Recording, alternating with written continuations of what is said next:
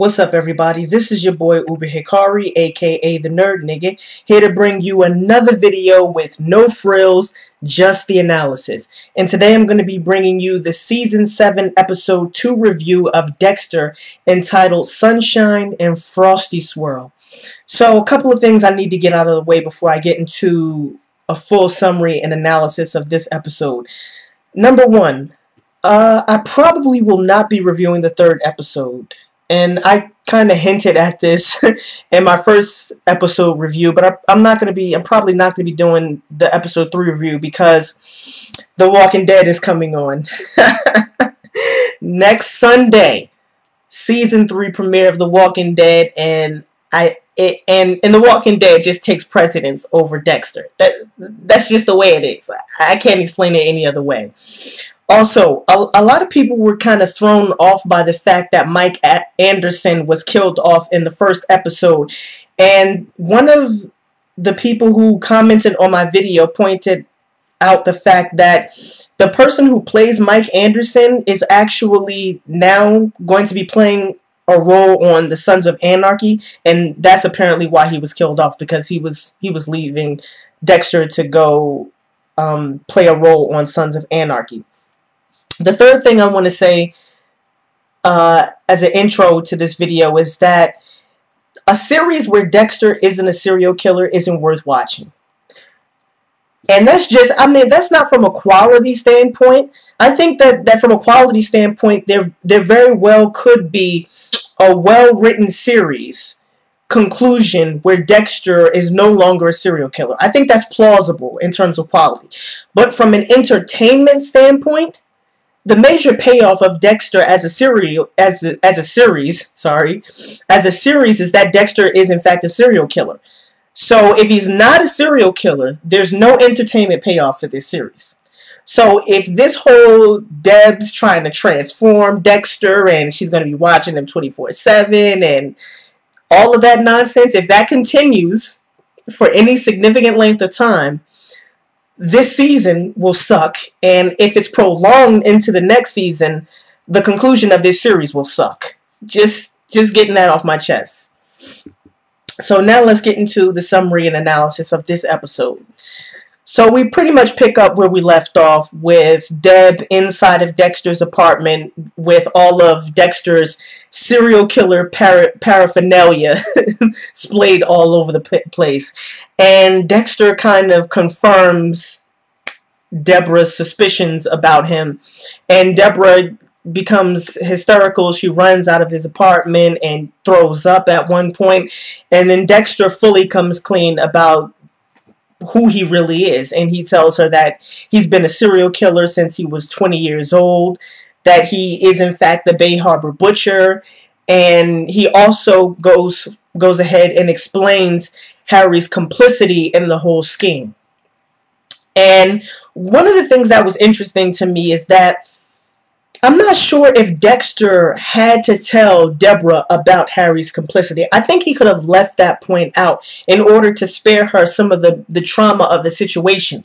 But the reason why I think he mentioned that, if you go back and look at that scene, he almost mentions it as an afterthought, as a way to help mitigate his own responsibility, as sort of as a way to say, well, listen, I wasn't the only one who's in on the scheme. Your father's also in on it as well. So I think that by mentioning that he tried to take some responsibility off of himself, but ultimately he probably compounded the trauma of the situation for Deborah as a result.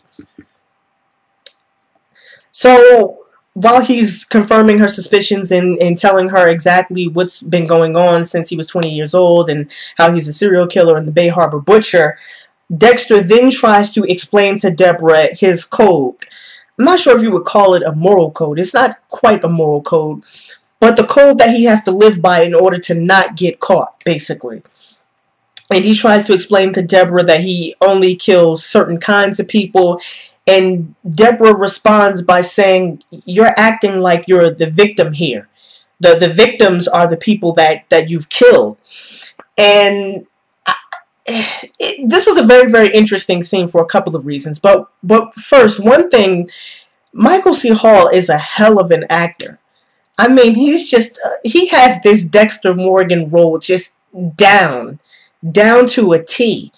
And when Deborah confronts him with that accusation that he's a moral monster and that he's not really a victim, that the victims are the people that he's killed, he says, victims? You're calling murderers, child rapists, victims? They're the victims? The police weren't able to stop these people. These are the monsters who fell through the cracks, and I took care of them. They're not victims at all. And I think Dexter's right about this. I mean, for one thing, these people aren't, the people that he's killed aren't victims in any meaningful sense of the word. When we generally use the word victim to categorize a person, we mean that they have suffered some unjust harm. But not just that they've suffered some unjust harm, but that they've suffered some unjustifiable harm or violation. And I think on moral grounds, it's at least debatable whether or not the people Dexter killed suffered some unjustifiable harm. Because you could argue from a moral standpoint that had it not been for their own egregious immoral actions, that they would have never been targeted by Dexter in the first place. So I think that by Deb trying to imply that Dexter is a moral monster, I disagree wholeheartedly with that assertion. And I think that it's at the very least, it's debatable on moral terms. But one of the things that's really irritating about Dexter's character and the type of sentiment that she represents more broadly, because there are other people who probably feel exactly the same way, these types of people try to act as if, or rather they try to argue that there's somehow a moral equivalence between all killers. And generally you hear this argument when people bring up the death penalty. They try to say, well, if the state executes a serial killer, then there's no difference between the serial killer and the state, which to me is a completely nonsensical argument. I find it very, very far-fetched on moral terms to assert that Dexter is morally equivalent to a child rapist or a serial killer. I mean, Dexter is targeting people who are the real moral monsters. He's targeting the other serial killers, the child rapists. As far as I remember, and I'm pretty sure I'm wrong about this, but from what I remember, I don't think that Dexter has ever killed an innocent person. A person that we would consider to be innocent. At least he's never set out to say, okay, here's a completely innocent person. I'm going to hunt them down and kill them. We've never seen that from Dexter. I think there may have been occasions where he would have killed somebody who we would say didn't really deserve to die. But I don't think that we can ever say that he's ever just hunted down and killed an innocent person. And I think that in an objective moral sense, Dexter did a good thing by killing these people. I mean, some of the people he killed would have probably continued had he not stepped in and killed them. They would have continued to engage in raping people, killing people, all types of egregious things that all of us would find morally reprehensible. So I think that at the very least, in an objective moral sense, the world is a better place because Dexter killed off these people who the police were not able to apprehend. So, and even on those terms, I would argue that Dexter is not necessarily a moral monster. So again, I think this whole concept, this whole argument or assertion about the moral equivalence of all killers is at best debatable and at worst simply nonsensical in an objective moral sense. So now let's talk about what pretty much happens after Dexter comes clean to Deborah. Deborah tries to get Dexter to curb his addiction, as she puts it. She has him move in with her. She wants to watch over him 24/7. She basically wants to be his, what she would probably consider his moral chaperone. And I think that first of all, there's a couple of things wrong with this. The first thing I've already mentioned as an intro to this this episode review, which is that a series where Dexter doesn't kill people, it's probably not worth watching. The second thing is that I don't think Deborah fully comprehends the type of person that Dexter Morgan is. And here's what I mean by that. She characterizes his urge or obsession or impulse towards killing people as an addiction, and that's really not what Dexter has. Dexter does not have an addiction. An addiction, in the sense that we understand addiction, addictions can be cured. Like if you're a drug addict, you can go to rehab. If you're, an alcoholic, you can go to rehab. If you have some sort of addiction in that sense, it can be cured. What Dexter has is not an addiction. What he has is a psychopathological condition. In clinical terms, that's what Dexter has. And for what Dexter has, there is no cure.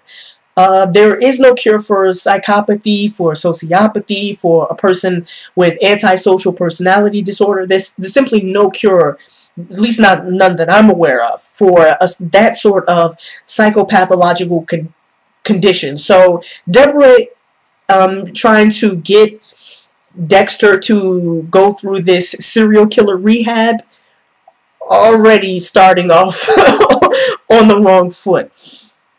And another thing that's sort of irritating about this whole serial killer rehab is that Deborah is trying to treat Dexter as if he's a dog, some kind of animal that you can put on a chain and that you can just keep from engaging in these sort of behaviors. And I think that by doing that, she sort of devalues Dexter in a moral sense, because he's not an animal. He is a human being, and although he's grappling with the lack of his conscience, I don't think that he's an animal. I don't think that we can consider him to be an animal. He is a moral agent.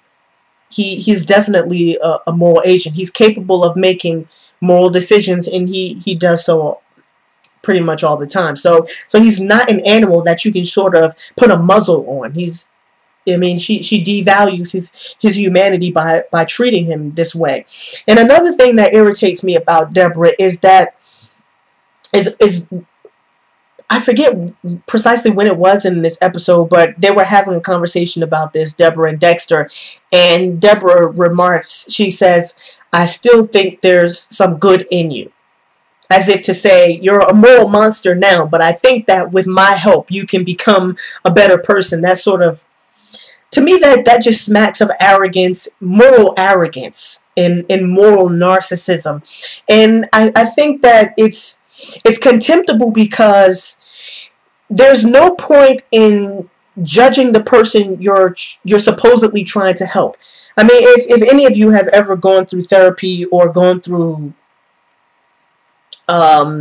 sort of psychotherapy, you understand that one of the first rules that you learn about that sort of situation between the therapist and their patient is that the therapist never judges the patient.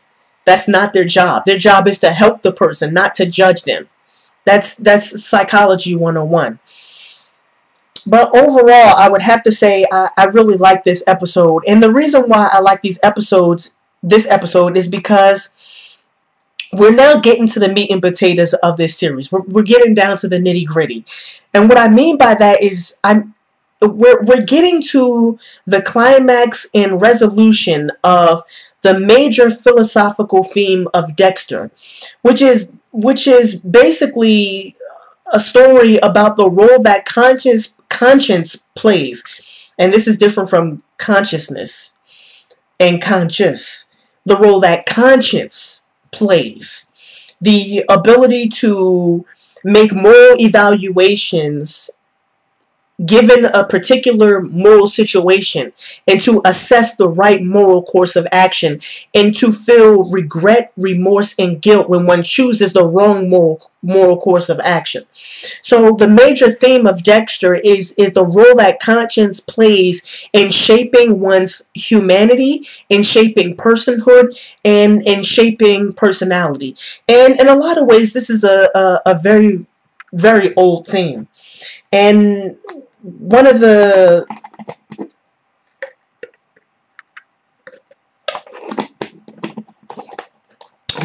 oldest stories that really takes on this theme is, I'm pretty sure a lot of you know, the story of Pinocchio, that old Disney movie. I'm actually not sure if it was a story before the Disney movie. But in any event, Pinocchio is rather, Dexter is exactly like Pinocchio in this sense, because Dexter is nothing short of a modern, dark retelling of Pinocchio. For those of you who don't know, Pinocchio is the story of a puppeteer named Geppetto who creates a puppet that resembles a real boy, and through that resembles a boy, not a real boy, that resembles a boy, and through magic this puppet comes to life, but he's still a puppet. And the puppet Pinocchio has to go on this adventure to become a real boy. And the way that he does this is by basically gaining a conscience. He gains what Adam Smith, for those of you who know Adam Smith, economist, moral philosopher, I think wrote around 1700s. What Adam Smith calls the moral spectator in your head, the person who is always watching over you inside your own head, who gives you advice about the moral action that you should take in a given moral situation. Pinocchio becomes a boy by gaining a conscience. And the conscience is symbolized by Jiminy Cricket. Jiminy Cricket basically serves as the external conscience of Pinocchio until Pinocchio goes through enough moral experiences to gain his own conscience, and thus gains the ability to become a real boy at the end of the story. And Dexter is pretty much the same thing. The overarching theme of Dexter is, how do you become a real person? How do you gain a conscience?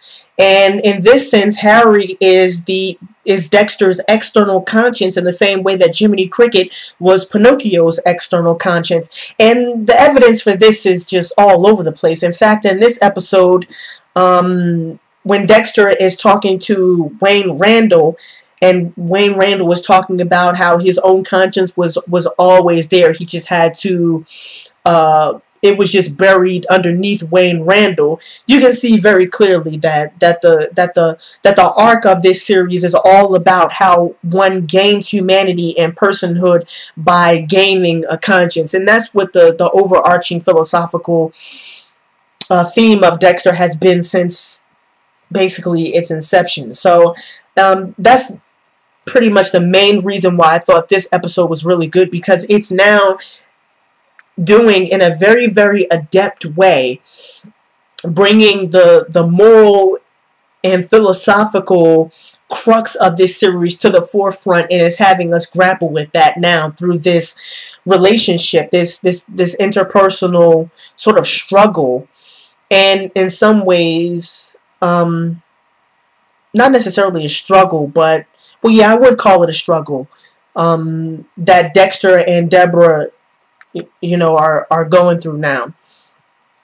Also in this episode, we get some progression of the Dexter and Lewis subplot. And man, I really thought that Dexter was gonna have to kill Lewis.